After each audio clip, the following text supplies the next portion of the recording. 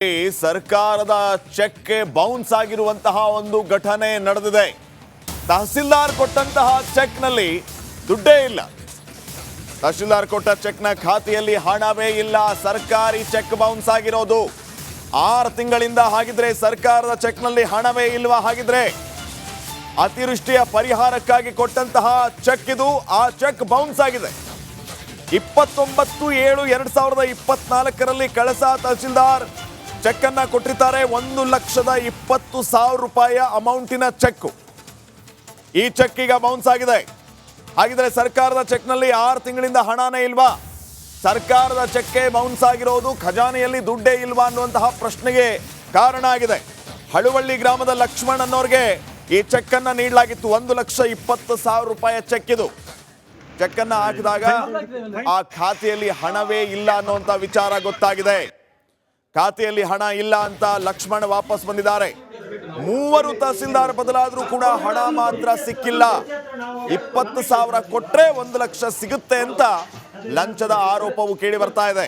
12/6/2024 ಮನೆ ಬಿದ್ದು ಹೋಗಿದೆ. ತಹಸೀಲ್ದಾರ್ ಅವರಿಗೆ 3 ಜನ ಚೇಂಜ್ ಆದ್ರು. ಆದ್ರೆ 3 ಜನಕ್ಕೆ 3 ಮನವಿ ಎಲ್ಲ ಕೊಟ್ಟಾಯ್ತು. ಹಂಗೆ ಕೆಲವು ಅಧಿಕಾರಿಗಳು ನಿಮಗೆ ದುಡ್ಡು ಬರೋಕ್ಕಿದೆ, 80,000 ಬರೋಕ್ಕಿರೋದು, 1,20,000 ಬಂದರೆ ನಮಗೆ 20,000 ಕೊಡ್ಬೇಕಂತೇಳಿ ಕೆಲವು ಅಧಿಕಾರಿಗಳು ಈ ಥರ ಕೇಳ್ತಾರೆ ಬಾಯಿ ಬಿಟ್ಟು. ಅದು 20,000ನೂ ಇಲ್ಲ, ಈ ಕಡೆ 1,20,000 ಬಂದಿಲ್ಲ. ಆದ್ರೆ ನನ್ನ ಹೆಂಡತಿಗೆ ಕೈ ಎಲ್ಲ ಕಟ್ಟಾಗಿ ಒಂದು ಕಾರ್ಕಳ ಸ್ಪಂದನದಲ್ಲಿ 2 ಲಕ್ಷ ರೂಪಾಯಿ ಖರ್ಚಾಗಿರುತ್ತೆ. ಅದು ಫೈನಾನ್ಸ್ ದುಡ್ಡಲ್ಲಿ ಇದು ಆ ಥರ ಮಾಡಿರೋದು ನಾವು. ಹಂಗಾಗಿ ಹಣದ ಅವಶ್ಯಕತೆ ಭಾರಿ ಇದೆ ನನಗೆ. ಅದು ತುಂಬ ಕಷ್ಟ ಆಗ್ತಿದೆ. ಆದರೂ ಇಲ್ಲಿ ಅಧಿಕಾರಿಗಳು ವಾರಕ್ಕೆ ಒಂದ್ಸಲ ಬಂದು ಮನವಿ ಬಗ್ಗೆ ಇನ್ನಷ್ಟು ಮಾಹಿತಿಯನ್ನು ನೀಡ್ತಾರೆ ನಮ್ಮ ಪ್ರತಿನಿಧಿ ಚೇತನ್. ಈಗ ಫೋನ್ ಸಂಪರ್ಕದಲ್ಲಿ ಚೇತನ್, ಲಕ್ಷ್ಮಣ್ ಅವರು ಹೇಳ್ತಾ ಇದ್ರು 3 ತಹಸೀಲ್ದಾರ್ ಚೇಂಜ್ ಆದರೂ ಕೂಡ ನಮಗೆ ದುಡ್ಡು ಬರಲಿಲ್ಲ ಅಂತ ಹೇಳಿ. ಲಂಚದ ಆರೋಪದ ವಿಚಾರವನ್ನು ಕೂಡ ಅವರು ಪ್ರಸ್ತಾಪ ಮಾಡಿದ್ರು. ಏನ್ ನಡೀತಾ ಇದೆ ಅಂತ? ಶ್ರೀಪಾದ್, ನಿಜಕ್ಕೂ ಕೂಡ ಸರ್ಕಾರದ ಖಜಾನೆ ಖಾಲಿ ಆಯ್ತಾ ಅನ್ನುವಂಥ ಪ್ರಶ್ನೆ ಈಗ ಮೂಡೋದು ಸಹಜ. ಅಂದ್ರೆ ಕಳೆದ ವರ್ಷ ಜೂನ್ 16ನೇ ತಾರೀಕು ಏನಿದೆ, ಲಕ್ಷ್ಮಣ್ ಹಳುವಳ್ಳಿ ಗ್ರಾಮದ ಮಾವಿನಕೆರೆ ಮೂಲದವರವರು ಅವರ ಮುಂಭಾಗದ ಮೇಲ್ಚಾವಣಿ ಕುಸಿದು ಬೀಳುತ್ತೆ. ಆ ಸಂದರ್ಭದಲ್ಲಿ ಮನೆಯ ಗೃಹೋಪಯೋಗಿ ವಸ್ತುಗಳು ಡ್ಯಾಮೇಜ್ ಆಗುತ್ತೆ, ಮತ್ತೆ ಅವರ ಪತ್ನಿಯು ಕೂಡ ಗಂಭೀರ ಗಾಯವಾಗುತ್ತೆ. ಆ ಸಂದರ್ಭದಲ್ಲಿ ಅವರು ಕಾರ್ಕಳ ಆಸ್ಪತ್ರೆಗೆ ಅವ್ರನ್ನ ದಾಖಲು ಕೂಡ ಮಾಡ್ತಾರೆ. ಸುಮಾರು 2 ಲಕ್ಷ ಖರ್ಚಾಗಿದೆ ಅನ್ನುವಂಥ ಮಾತನ್ನು ಕೂಡ ಹೇಳ್ತಾರೆ. ಇನ್ನು ಮನೆ ಬಿದ್ದ ಸಂದರ್ಭದಲ್ಲಿ ಅಧಿಕಾರಿಗಳು ಕೂಡ ಸ್ಥಳಕ್ಕೆ ಹೋಗಿದ್ದಾರೆ. ಮತ್ತೆ ಅಲ್ಲಿನ ಎಲ್ಲ ಮಾಹಿತಿಗಳನ್ನ, ಫೋಟೋಗಳನ್ನ ತೆಗೆದುಕೊಂಡು ಬಂದಿರುವಂತ ಅಧಿಕಾರಿಗಳು 1 ತಿಂಗಳೊಳಗೆ ಒಂದು ಚೆಕ್ ಅನ್ನ ಕೂಡ ಕೊಡ್ತಾರೆ. ಅದು 29ನೇ ತಾರೀಕು ಜುಲೈ ತಿಂಗಳಲ್ಲಿ ಅವರು ಒಂದು ಚೆಕ್ ಅನ್ನ ಕೊಡ್ತಾರೆ.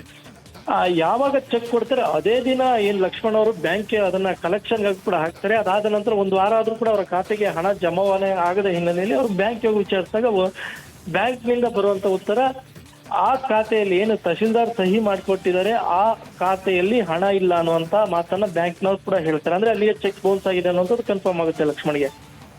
ಅದಾದ ನಂತರ ಚೆಕ್ ಅನ್ನ ತಂದು ಆಗಿನ ತಹಸೀಲ್ದಾರ್ ಚೆಕ್ ಅನ್ನ ಕೊಟ್ಟಿರ್ತಾರೆ ಆ ತಹಸೀಲ್ದಾರ್ಗೂ ಕೂಡ ಒಂದು ಮನವಿ ಮಾಡ್ತಾರೆ. ಆ ಸಂದರ್ಭದಲ್ಲಿ ಒಂದು ಅರ್ಜಿ ಕೊಡಿ ಅಂತ ಒಂದು ಮಾತನ್ನ ಆಗಿನ ತಹಸೀಲ್ದಾರ್ ಕೂಡ ಹೇಳ್ತಾರೆ.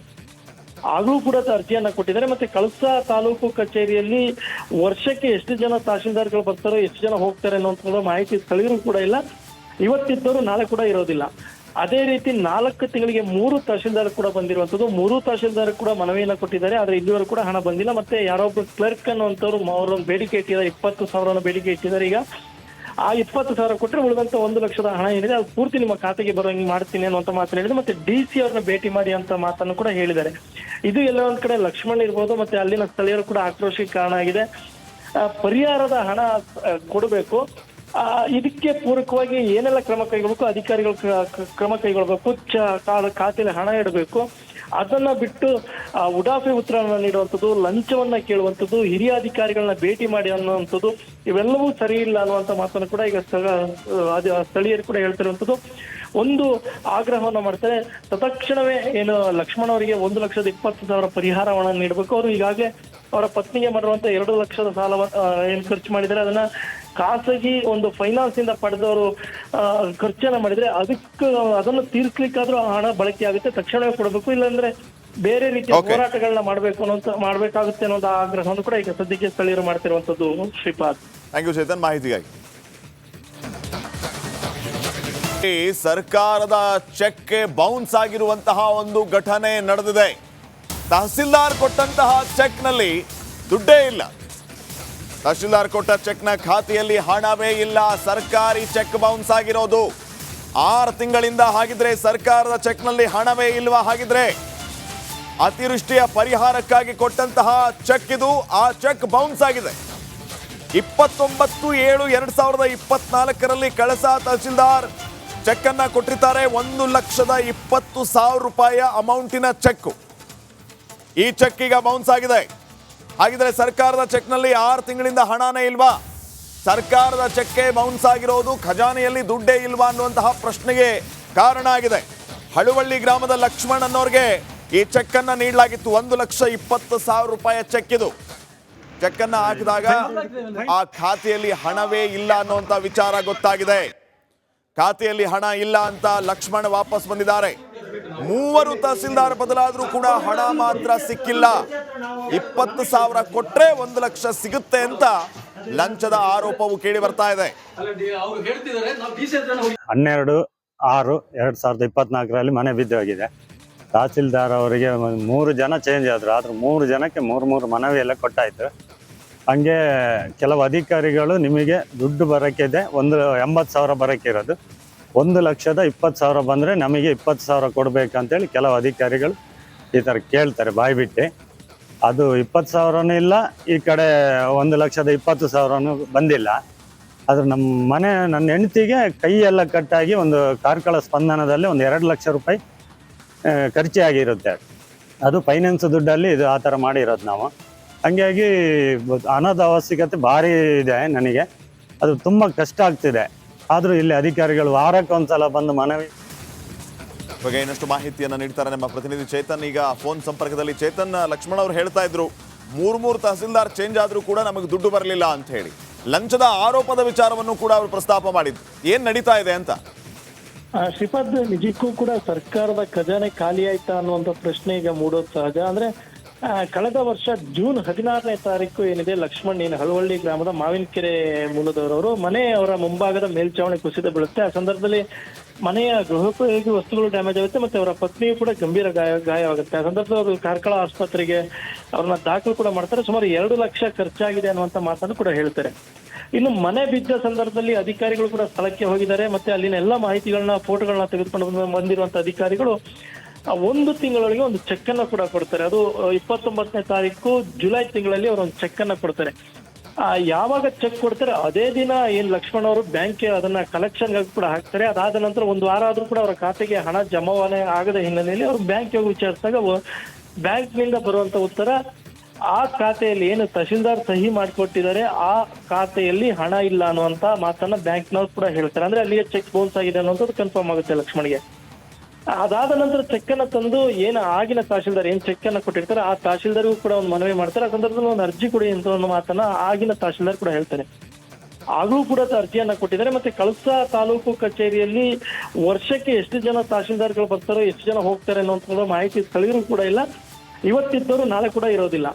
ಅದೇ ರೀತಿ 4 ತಿಂಗಳಿಗೆ 3 ತಹಶೀಲ್ದಾರ್ ಕೂಡ ಬಂದಿರುವಂತದ್ದು. 3 ತಹಶೀಲ್ದಾರ್ ಕೂಡ ಮನವಿಯನ್ನ ಕೊಟ್ಟಿದ್ದಾರೆ, ಆದ್ರೆ ಇಲ್ಲಿವರೆಗೂ ಕೂಡ ಹಣ ಬಂದಿಲ್ಲ. ಮತ್ತೆ ಯಾರೊಬ್ರು ಕ್ಲರ್ಕ್ ಅನ್ನುವಂಥವ್ರು ಅವರೊಂದು ಬೇಡಿಕೆ ಇಟ್ಟಿದ್ದಾರೆ, 20,000 ಬೇಡಿಕೆ ಇಟ್ಟಿದ್ದಾರೆ. ಈಗ ಆ 20,000 ಕೊಟ್ಟರೆ ಉಳಿದಂತ 1 ಲಕ್ಷದ ಹಣ ಏನಿದೆ ಅದು ಪೂರ್ತಿ ನಿಮ್ಮ ಖಾತೆಗೆ ಬರೋಂಗೆ ಮಾಡ್ತೀನಿ ಅನ್ನುವಂತ ಮಾತನ್ನ ಹೇಳಿದ್ರು. ಮತ್ತೆ DC ಅವ್ರನ್ನ ಭೇಟಿ ಮಾಡಿ ಅಂತ ಮಾತನ್ನು ಕೂಡ ಹೇಳಿದ್ದಾರೆ.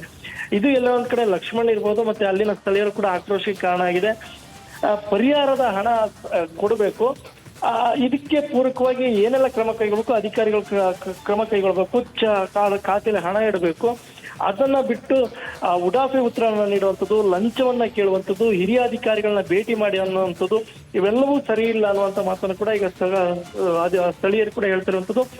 ಒಂದು ಆಗ್ರಹವನ್ನ ಮಾಡ್ತಾರೆ, ತತ್ಕ್ಷಣವೇ ಏನು ಲಕ್ಷ್ಮಣ್ ಅವರಿಗೆ 1,20,000 ಪರಿಹಾರವನ್ನ ನೀಡಬೇಕು. ಅವರು ಈಗಾಗಲೇ ಅವರ ಪತ್ನಿಗೆ ಮಾಡಿರುವಂತ 2 ಲಕ್ಷದ ಸಾಲ ಏನ್ ಖರ್ಚು ಮಾಡಿದರೆ ಅದನ್ನ ಖಾಸಗಿ ಒಂದು ಫೈನಾನ್ಸ್ ಇಂದ ಪಡೆದವರು ಖರ್ಚನ್ನ ಮಾಡಿದ್ರೆ ಅದನ್ನು ತೀರ್ಸ್ಲಿಕ್ಕಾದ್ರೂ ಹಣ ಬಳಕೆ ಆಗುತ್ತೆ, ತಕ್ಷಣವೇ ಕೊಡಬೇಕು. ಇಲ್ಲಾಂದ್ರೆ ಬೇರೆ ರೀತಿಯ ಹೋರಾಟಗಳನ್ನ ಮಾಡ್ಬೇಕಾಗುತ್ತೆ ಅನ್ನೋ ಆಗ್ರಹವನ್ನು ಕೂಡ ಈಗ ಸದ್ಯಕ್ಕೆ ಸ್ಥಳೀಯರು ಮಾಡ್ತಿರುವಂತದ್ದು. ಶ್ರೀಪಾದ್, ಥ್ಯಾಂಕ್ ಯು ಚೇತನ್ ಮಾಹಿತಿಗಾಗಿ. ಸರ್ಕಾರದ ಚೆಕ್ ಬೌನ್ಸ್ ಆಗಿರುವಂತಹ ಒಂದು ಘಟನೆ ನಡೆದಿದೆ. ತಹಸೀಲ್ದಾರ್ ಕೊಟ್ಟಂತಹ ಚೆಕ್ನಲ್ಲಿ ದುಡ್ಡೇ ಇಲ್ಲ. ತಹಶೀಲ್ದಾರ್ ಕೊಟ್ಟ ಚೆಕ್ನ ಖಾತೆಯಲ್ಲಿ ಹಣವೇ ಇಲ್ಲ, ಸರ್ಕಾರಿ ಚೆಕ್ ಬೌನ್ಸ್ ಆಗಿರೋದು. 6 ತಿಂಗಳಿಂದ ಹಾಗಿದ್ರೆ ಸರ್ಕಾರದ ಚೆಕ್ನಲ್ಲಿ ಹಣವೇ ಇಲ್ವಾ? ಹಾಗಿದ್ರೆ ಅತಿವೃಷ್ಟಿಯ ಪರಿಹಾರಕ್ಕಾಗಿ ಕೊಟ್ಟಂತಹ ಚೆಕ್ ಇದು. ಆ ಚೆಕ್ ಬೌನ್ಸ್ ಆಗಿದೆ.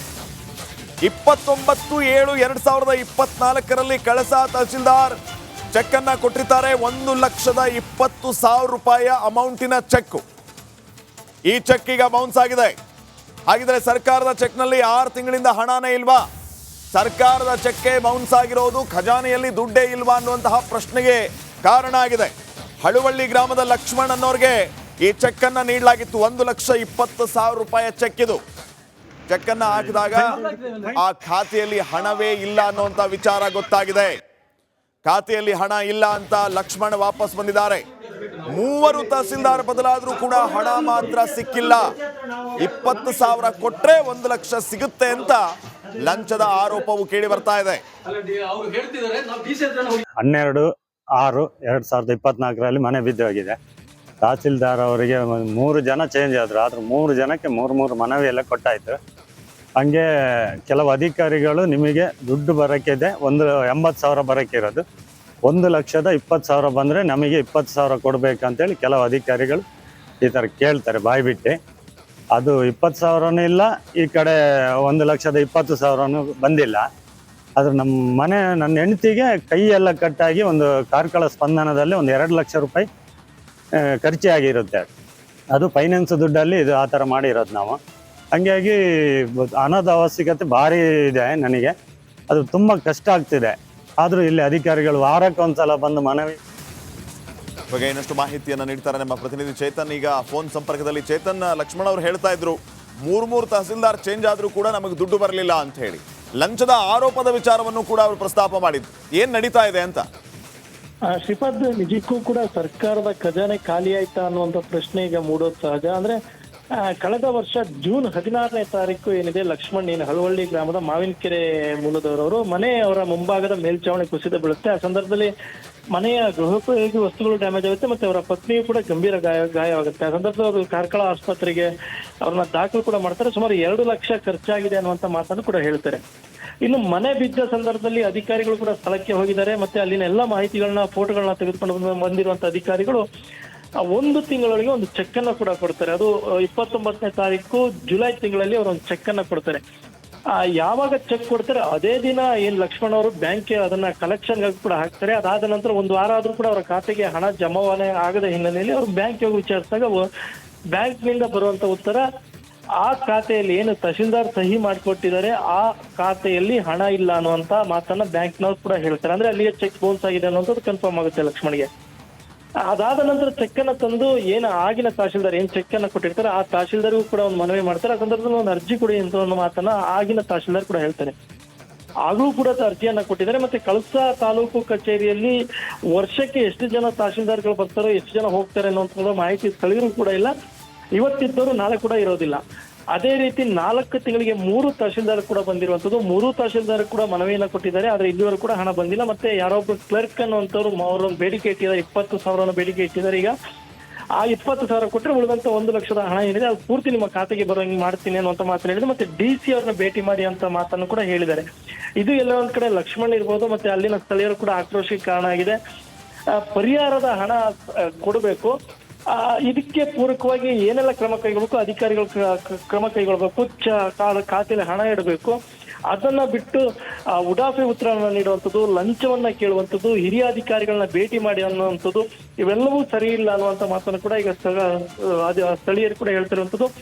ಒಂದು ಆಗ್ರಹವನ್ನ ಮಾಡ್ತಾರೆ, ತತ್ಕ್ಷಣವೇ ಲಕ್ಷ್ಮಣ್ ಅವರಿಗೆ 1,20,000 ಪರಿಹಾರವನ್ನ ನೀಡಬೇಕು. ಅವರು ಈಗಾಗಲೇ ಅವರ ಪತ್ನಿಗೆ ಮಾಡಿರುವಂತ 2 ಲಕ್ಷದ ಸಾಲವನ್ನು ಖರ್ಚು ಮಾಡಿದರೆ ಅದನ್ನ ಖಾಸಗಿ ಒಂದು ಫೈನಾನ್ಸ್ ಇಂದ ಪಡೆದವರು ಖರ್ಚನ್ನ ಮಾಡಿದ್ರೆ ಅದನ್ನು ತೀರ್ಸ್ಲಿಕ್ಕಾದ್ರೂ ಹಣ ಬಳಕೆ ಆಗುತ್ತೆ, ತಕ್ಷಣವೇ ಕೊಡಬೇಕು. ಇಲ್ಲಾಂದ್ರೆ ಬೇರೆ ರೀತಿಯ ಹೋರಾಟಗಳನ್ನ ಮಾಡ್ಬೇಕಾಗುತ್ತೆ ಅನ್ನೋ ಆಗ್ರಹವನ್ನು ಕೂಡ ಈಗ ಸದ್ಯಕ್ಕೆ ಸ್ಥಳೀಯರು ಮಾಡ್ತಿರುವಂತದ್ದು.